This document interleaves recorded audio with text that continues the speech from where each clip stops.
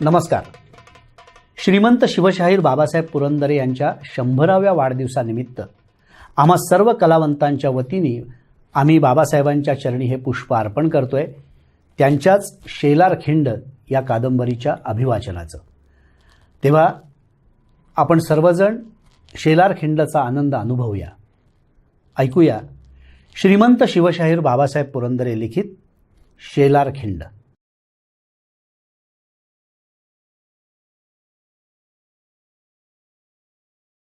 आता आपला डाव ऐक. आपला सारा डाव बहिर्जींनी आणि हंबीररावांनी सर्जाला समजावून सांगायला सुरुवात केली. कितीतरी वेळ त्या करवंदीच्या जाळीत त्या तिघांचं खलबत चाललं होतं.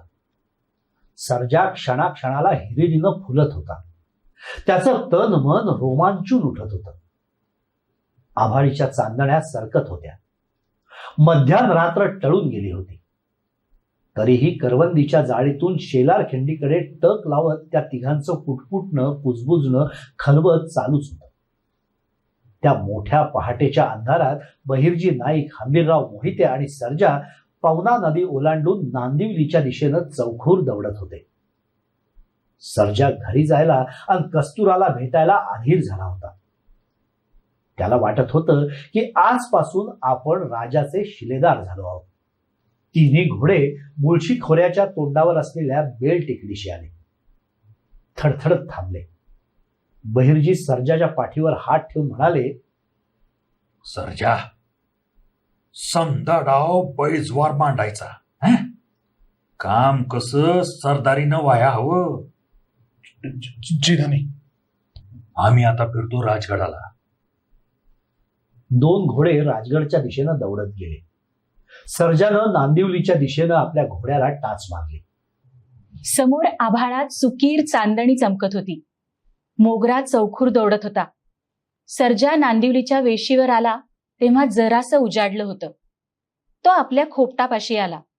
घोड्याच्या टापा ऐकून दारातूनच शेला धावत बाहेर आला आणि पदर सावरीत हसत हसत बाहेर आली कस्तुरा. तिचे डोळे लालावले होते. सारी रात्र ती जागीच होती. तिचे डोळे सर्जाच्या वाटेकडे लागले होते. सर्जा आला आणि तिचं आकाश तिच्या पदरी पडलं. ती अतिशय उतावळी झाली होती. सर्जाच्या तोंडून पवनपट्ट्यातील कामगिरी ऐकायला. सर्जा जरा साशंक होता. कस्तुरा या अवघड कामगिरीला धजेल का? ती बिचकेल का? घाबरेल का? ती हो म्हणेल का? कारण गाठ होती किल्लेदार चंद्रभान सिंह दुर्जयसाल बक्षी बहादुराशी, साक्षात तिच्या कर्दन काळाशी. डाव सोपा नव्हता. सर्जानं घोडं तसंच दारी बांधलं आणि खोपटाच्या मागल्या अंगाला एकांतात आडोशाशी सर्जानं कस्तुराला नेलं आणि तिला रात्री ठरलेला सारा डाव सांगितला. ती गंभीरपणे ऐकत होती. शेला पायाशी उभा होता. सारा डाव तिनं ऐकला.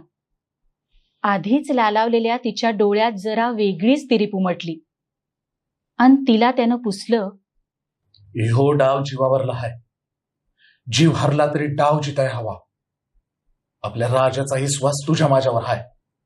जी जी राजा, कवा निघायचं? सर्जाला अतिशय आनंद झाला. त्याने तिला एकदम हृदयाशी कवटाळलं आणि म्हटलं, कस्तुरे, निम्मा डाव जितला. घे भवानीचं नाव. शेला कान टवकारून अन नजर रोखून तिरप्या मानेनं त्या दोघांकडे बघत होता. सर्जा कस्तुराला खालच्या आवाजात म्हणाला, आमुष्याची रात मोरल्या मंगळवाराला आहे. अजून 8 दिवसाचा वखूत आहे. डाव हाय आमुष्याच्या राती.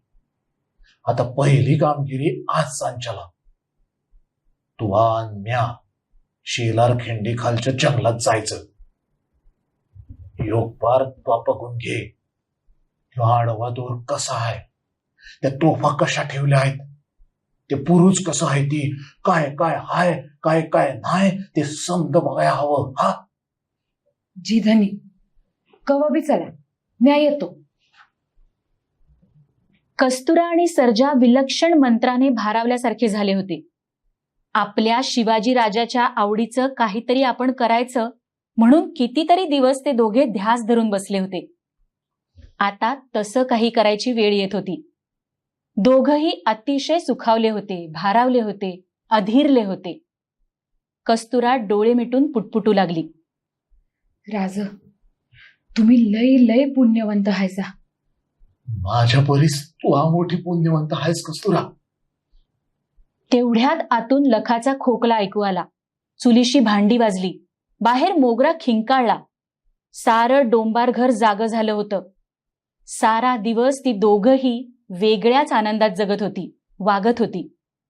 दुपार टळली आणि सर्जानं घरात सांगितलं की शेलगावच्या जत्रेला जाऊन येतो. देवाचा छबिना झाला की येऊ माघारी. उन्हं ढळली आणि सर्जा कस्तुरा निघाली. शेलगावच्या जत्रेत बहिर्जी नाईक वाट बघणार होते. सर्जा आणि कस्तुरा अंधाराच्या आतच शेलगावास पोहोचली. शेलगावच्या जत्रेत सर्जा बहिर्जी नायकांना शोधत होता आणि सर्जाला गाठलं होतं एका कुळमुड्या ज्योतिषानं. सर्जानं त्याला टाळायचा हर प्रकारे प्रयत्न केला, पण ज्योतिषबुवा भारी चिवट. सर्जाचा आणि कस्तुराचा चेहरा पाहूनच काय काय एक एक भविष्य सांगत होता आणि दक्षिणा मागत होता. गुलचट साजूक शब्दात तो म्हणत होता, तुमच्या चेहऱ्यावरच्या भाग्यरेषा मला स्पष्ट दिसतायत. दक्षिणा देऊन ब्राह्मणास संतुष्ट केल्यास याच भाग्यरेषा जेहेत ते आणखीन आणखीन सुस्पष्ट होतील. धनधान्य, गृहसौख्य आणि पुत्रलाभ होईल हो. तुमच्या भाळ प्रदेशावरची अलौकिक भाग्यरेषा मला हाका मारून सांगते. काय सांगतेय? पहिल्या खेपेस एकदम 2 पुत्र होतील. आता ग बया.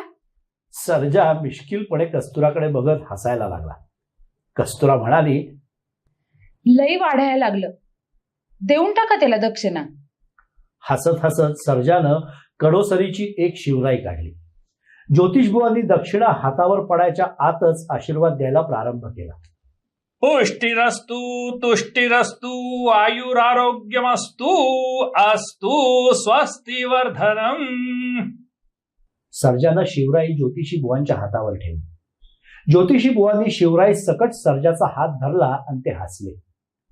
सर्जा निरखून बघत राहिला आणि सर्द होऊन बघतच राहिला. ज्योतिषी बुवांचं हुबेहूब सोंग घेतलेले ते बहिर्जी नाईक होते. कस्तुरा थक्क झाली, ती लाजली. बहिर्जींनी पोरांची खूप थट्टा केली. सांगितलेलं भविष्य खरं होईल म्हणाले. जत्रेतला छबिना निघाला. देवाचं दर्शन घेऊन बहिर्जींबरोबर कस्तुरा आणि सर्जा गावाबाहेर सटकले. सर्जा आणि कस्तुरा आपल्या घोड्यावर बसली. बहिर्जी आपल्या घोड्यावर स्वार झाले आणि शेलार खिंडीकडे त्यांची दौड सुरू झाली. वाटेत पवना भेटली. पूर्वीच्या त्या भयंकर पाठलागाच्या आठवणी कस्तुराच्या डोळ्यापुढे जिवंत झाल्या. खूप वेळानंतर ते खिंडीच्या जवळ करवंदीच्या जाळीत पोहोचले. कच्चा अंधार होता, तरीही शेलार खिंड आभाळापुढे स्पष्ट दिसत होती. तो आडवा लटकवलेला दोर, ते बुरुज, त्या मशाली, तटबंदीची कातर किनार आणि बोट टवकारावीत तशा 10-10 हात बुरुजांबाहेर टवकारलेल्या त्या प्रचंड तोफा आभाळाच्या निळ्या पडद्यावर उठून दिसत होत्या. मधूनच उठणाऱ्या पहारेकरांच्या गडावरच्या आरोळ्या अस्पष्ट ऐकू येत होत्या. होशियार होशियार.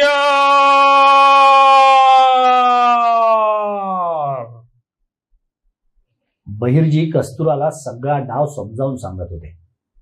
कस्तुरा ऐकत होती. कितीतरी वेळ नाईक हळू आवाजात तिला सार सांगत होते. भोवताली अंधार गर्द होता.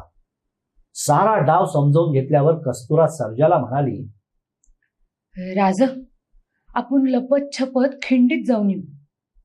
चल की. खरोखरच झुळपा आडून ती दोघं रांगत लपत शेलार खिंडीकडे निघाली. कस्तुराची नजर सारखी या तोफांच्या गळ्यांना बांधलेल्या दोरावरून फिरत होती.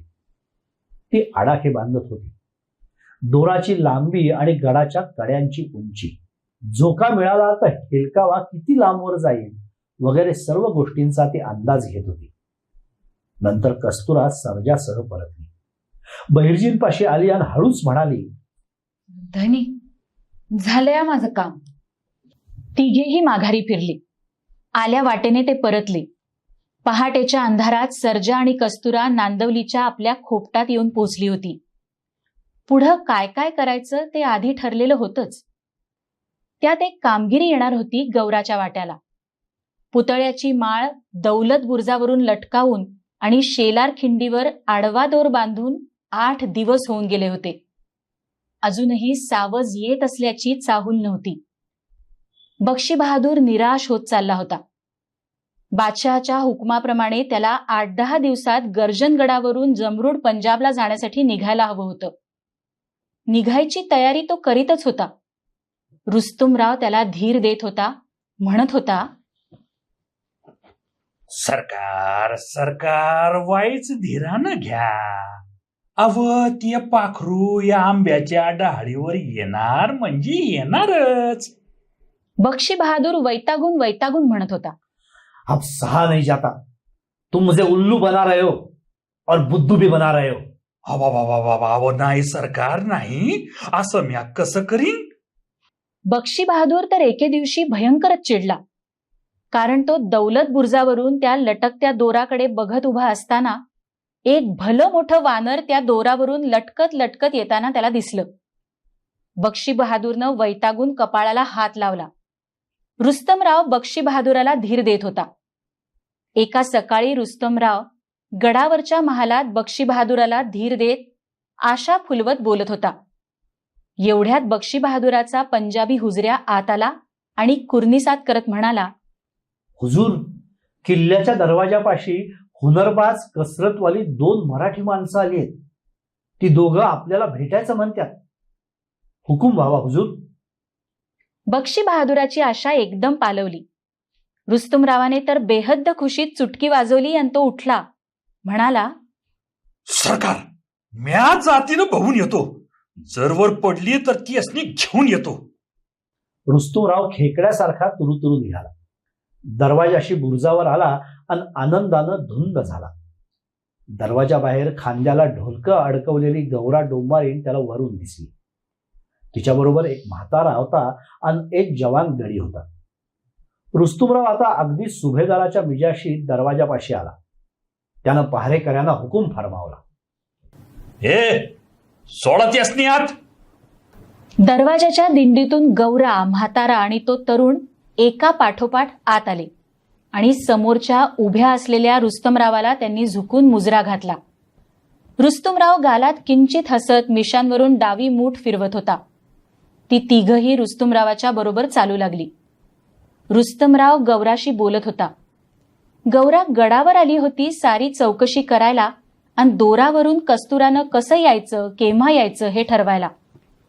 दोन्ही गडांवरच्या तोफांपाशी जाऊन निघायची जागा आणि पोहोचायची जागा बघायला आणि सारा डाव आखायला. रुस्तुमरावच्या मागोमाग चालताना सर्जाच्या म्हातारीची बारीक नजर सर्व बाजूला सहज फिरत होती. रुस्तुमराव आपल्या बारीक चिरक्या आवाजात बोलत होता, तरी म्या 50 वेळा किल्लेदार साहेबांनी म्हणलं की एवढी अवघड पैज जितायला आमच्या गौरक्काच्या कस्तुरा वाचून कुणाच्यात बी हिंमत नाही आणि कुणाच्यात पाणी नाही. आत्ताच तिला का नाही आणलं. गौरा फक्त हसली. किल्लेदाराचा महाल आला. बाहेरल्या ओऱ्याकडे हात करत रुस्तमराव म्हणाला, गौरक्का वाईच बसा वटीवर. काका बसा बसा, म्या जरा किल्लेदारासनी वर्दी देतो, बसा बसा. रुस्तुमराव महालात गेला. गालात हसत आणि नाजूक हातवारे करीत करीत आणि मधूनच मागे वळून बघत बघत तो आत चालला होता. बक्षी बहादूर उत्सुकतेने वाट बघत झरोक्यात उभा होता. आत येत येत रुस्तुमराव मोठ्यानं पुटपुटला, सरकार सरकार सरकार डाव जितला. क्या वो छोकरी आई है? कहाँ है? नाही नाही सरकार, तिची आय आली या. पर ती येणार, आता नक्की येणार. तिची आय, तिचा सासरा आणि नवरा आलाय. गा बघाया, दोर बघाया, येळ आणि दिस ठरवाया. पोरगी आलेली नाही, पण आता नक्कीच येणार अशी बक्षी बहादुरालाही खात्री वाटू लागली. त्यानं मग साऱ्या गोष्टी ठरवायची कामगिरी रुस्तुमरावावरच सोपवली. दोन्ही गडांवरच्या तोफांना बांधलेला दोर आणि जागा दाखवून दिवस आणि वेळ लवकरात लवकर ठरवायला त्यानं त्याला सांगितलं. बक्षी बहादूरला घाई झाली होती. रुस्तुमराव बोलला, सरकार समद म्या ठरवितो. अर्जन गडावर बी त्यांना घेऊन जातो. काय हवं नग समद बघतो. अक्षी बैज वार. रुस्तुमराव महालाबाहेर आला आणि ओरीत जाऊन गौराला म्हणाला, गौरक्का सांग कस्तुरा केव्हा येणार? लवकर यायला हवं. किल्लेदार साहेब बदलून लई लांब तिकडं दिल्लीकडं जाणार आहे ती. येत्या मंगळवाराला रातीच्या पहिल्या पहाराला कस्तुरा अर्जनगडावरून दोरावरून गर्जनगडावर येईल. पर रुस्तुमराव त्या जागा त्यो दोर अहो, ती 50 पुतळ्यांची माळ समज धावतो तुम्हासनी गौरक्का. चला चला चला काका, चला गौरक्का, चल र पोरा. रुस्तुमराव चुटक्या वाजवत निघाला. त्याच्या मागोमाग तिघही निघाले. सर्जाच्या म्हाताऱ्याची बारीक केलेल्या डोळ्यांची हालचाल साऱ्या दिशांना चालू होती. त्याच्या चेहऱ्यावरचं कुतूहलाचं हास्य वाढलेल्या पांढऱ्या दाढी मिशातून डोकावत होतं. बर का गौरक्का, तुझ्या लेकीनं मुलखामंदी लई कौतिक केलंय बघ. किल्लेदार साहेबांची बी लई इच्छा होती तिचा खेळ बघायची. आजला तिला संगती आणलं असतं तर लई वाढ झालं असतं बघ. गौरा हसली. तिला काय ठाऊक नव्हतं की असं कस्तुराला आणलं असतं तर या लांडग्याने कस्तुराला तिथंच मटकावलं असतं.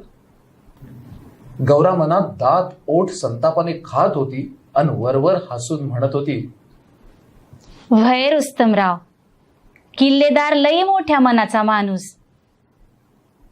तर व चांगल्या गुणाचं त्याला लई कौतिक, लई हौस. निखळ सोन्याच्या पुतळ्यांचं बक्षीस सवता लावतो या म्हणजे काय गोष्ट आहे. तर म्या काय म्हणतो, पर सवता कस्तुरा चाली असती म्हणजे. तर खरंच आहे ते. पर आता मंगळवारला राती कस्तुरा दावीलच तेसनी जीवावरला खेळ. बोलता बोलता आसमान बुरुज आला. त्या आसमान बुरुजावरून खालचा दौलत बुरुज दिसू लागला. प्रचंड 12 गजी तोफ 10 हात तोंड बुरुजाबाहेर काढून बसली होती. तोफेच्या गळ्याला दोर बांधला होता. पलीकडे अर्जनगडावरच्या दुसऱ्या 12 गजी तोफेच्या गळ्याला तोच दोर बांधला होता. खाली ती भयाण शेलारखिंड जांभई देत पसरली होती. तोफेच्या शेजारीच एका उंच तिरप्या भाल्याला अडकवलेली सोन्याची पुतळ्यांची माळ लखलखत होती. जवळच एक धिप्पाड हबशी हातात भाला घेऊन तोफेवर पहारा करीत होता. सर्जा हे सारं बारकाईनं बघत होता. एक अक्षरही तो बोलत नव्हता. सारे जण असंख्य पायऱ्या उतरून दौलत बुरुजावर आले. एवढी प्रचंड तोफ ती सलाबत चंग. रुस्तुमराव काही बोलत होता. तिथं असलेल्या हापशी पहारेकऱ्यांचं लक्षही रुस्तुमरावाकडे होतं. तेवढ्यात सर्जाचा म्हातारा तोफेच्या एका चाकावर चढला आणि त्यानं तोफेला बत्ती देण्याचं छिद्र हातानं चापसून पाहिलं. म्हाताऱ्याची करंगळी त्या छिद्रात सहज गेली. म्हातारा मिशातल्या मिशात हसला आणि झटकन उतरला. रुस्तुमरावाला गौरा म्हणाली, हे बघा रुस्तमराव, कस्तुरा दोरावरनं हत येईल. त्या वक्ताला या दोन्ही बुर्जांवर या एका हपशा बगर दुसरं तिसरं माणूस कुणी बी असायला नग. किल्लेदार बी नग, कुणी बी नग. नाहीतर माझी पोर बिचकल, तिची नदर फिरल. खाली दरी हाय, यो जीवावरला खेळ हाय रुस्तमराव. वय वय खरं आहे गौरक्का. किल्लेदारासनी सांगा की म्हणावं या वरल्या बुर्जावर तुम्ही येऊन मुकाट उभं राहा, नाहीतर पोरीचा घात होईल. नाही नाही वय वय आता तोफेपाशी दुसरं कोणी येणार नाही. अंगाशी आणि तकडं सर्जा हलगी वाजवत राहील त्या बुर्जावर. वय वय वाजवू द्या की. आता त्या गडावर चला, दावा समद तिकडलं बी आमासनी. वय वय गौरक्का चला चला. नंतर सारे अर्जन गडावर गेले. तिथंही तोफेपाशी एकच हापशी पहारेकरी होता. तोफही 12 गजी प्रचंड होती, अगदी त्याच मापाची. नाव सफदरजंग. सर्जानं सारं बारकाईनं पाहून घेतलं. म्हाताऱ्यानं इथंही तोफेचं बत्ती देण्याचं छिद्र पाहिलं. हेही होतं करंग एवढं. गौरा रुस्तुमरावाला म्हणाली, मग ठरलंच म्हणायचं. कस्तुरा येत्या मंगळवारच्या रात्री हतून निघणार आणि समोर गर्जनगडावर जाणार.